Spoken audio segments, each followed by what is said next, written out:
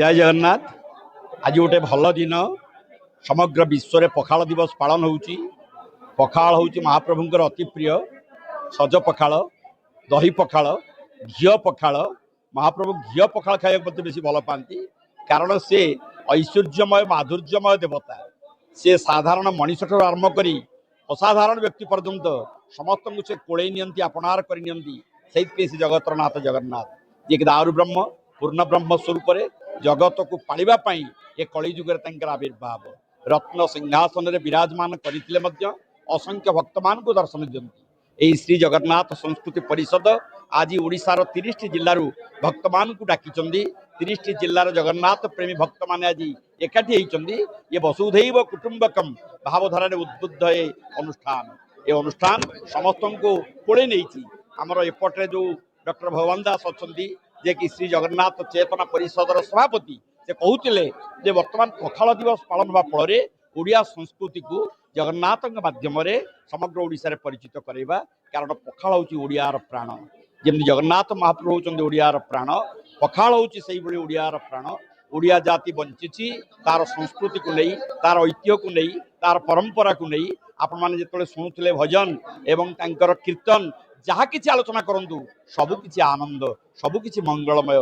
कारण जगन्नाथ एक प्राणतार उद्बुद्ध होगला प्रत्येक ओडिया भितर से भातृभाव से स्नेह ममता शांति प्रीति मैत्री भाव आगे आपे आपे जागृत हो जाए। तेणु जगन्नाथ होउचंती भावर देवता, अनुभवर देवता, विश्वासर देवता, सत्यर देवता। से आज समग्र ओडिशार 30 जिल्लारू आमर जगन्नाथ संस्कृति परिषदर आजीवन सभ्य माने एटी उपस्थित अच्छा।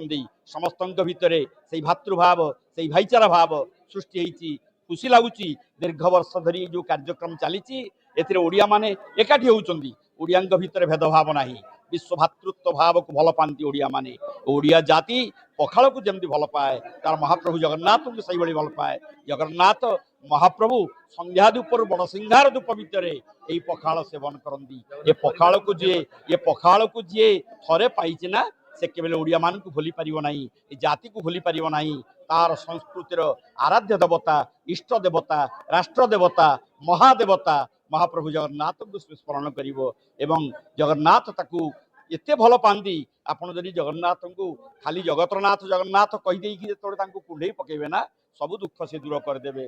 कारण से दुख हरवा ए कलिजुगर आविर्भाव एवं ए कलिजुगर सत्य सनातन परम ब्रह्म दारु ब्रह्म पूर्ण ब्रह्म स्वरूप विराजमान करी सकल भक्त मान से कृपा करुणा प्रदान करी आसुंदी। धन्य महाप्रभु, धन्य तुमर करुणा, तुमर यही लीला लगी कलिजुगर समस्त भक्त मानकर दुख दूर करी समस्त को मुक्ति मोक्ष प्रदान करूँ। आज दिवस एतिक आमर प्रार्थना। जय जगन्नाथ। जय जगन्नाथ। नीलाचल निवासाय नित्याय परमात्मने बलभद्र सुभद्राभ्यां जगन्नाथाय नमः। जगन्नाथ महाप्रभु अहेतुक कृपारू आपणकर ये आज हूँ पखाल दिवस। महाप्रभु दही पखाल आउ छुंक पखाल महाप्रभु पके विशेष लगी हुए जहाँकि एबे खरार दिवस आरंभ एठू महाप्रभुंकर विशेष नीति रे रात्रिकालीन नीति रे पखाल धूप अनुष्ठित हुए। तेणु समाज को समस्त भी आग्रह करती ये खरा दाउरू निजको रक्षा करने एवं मनर गोटे आकांक्षा मिटेवाई पखाल दिवस पालन करा बहुत किछ कथा अच्छी। स्वल्प समय भितर आम मैंने यत्किंचित भगवान कथा कहलु। समाजसेवी डॉक्टर भगवान दास, जय जगन्नाथ परिवार चैरिटेबल ट्रस्ट प्रतिष्ठाता।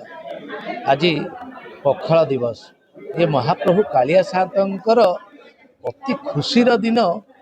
हे प्रभु कालिया शांत जगत को उद्धार कर। आज जो समस्ते अति प्रेम भाव ये पखाल दिवस को पालन करुचंती। तेणु आमे समस्त को निवेदन करुछु जे पखाल दिवसटा पालन करने सत्वे मोर व्यक्तिगत भाव में मु निश्चिंत भाव में जगन्नाथ संस्कृति को प्रचार प्रसार को मो मथापूर्ण प्रणाम करुछि जे सी जो प्रयास जारी रखिचंती ये प्रयास को देखी सबु संस्था माने एमती पालन करंतु।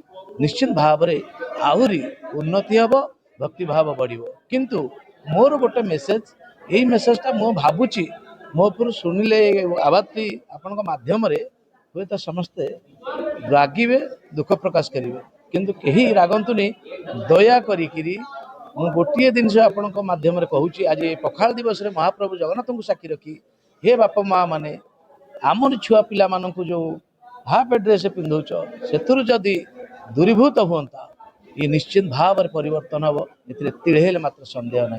जय श्री जगन्नाथ।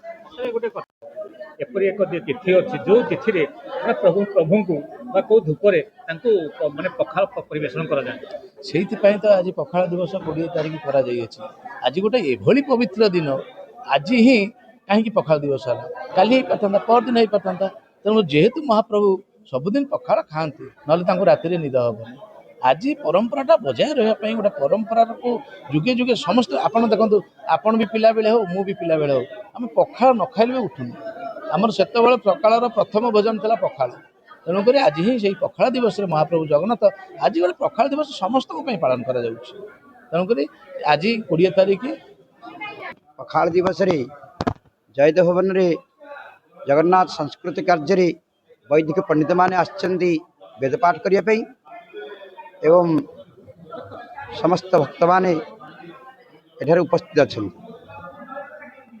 जगन्नाथ संस्कृति रे ये पखाल दिवस विशेषता अच्छी कहीं ग्रीष्मकालीन आसवा पूर्वर जगन्नाथ पखाल दिवस रे समस्ते अभड़ा को जगन्नाथ अभड़ा को पखाल रूप यारी प्रस्तुत करी समस्ते प्रसाद रूप पाती आज भुवनेश्वर जयदेव भवन रे जगन्नाथ संस्कृति कार्यक्रम रे वैदिक पंडित माने वेदपाठ करने आसी पहुँचती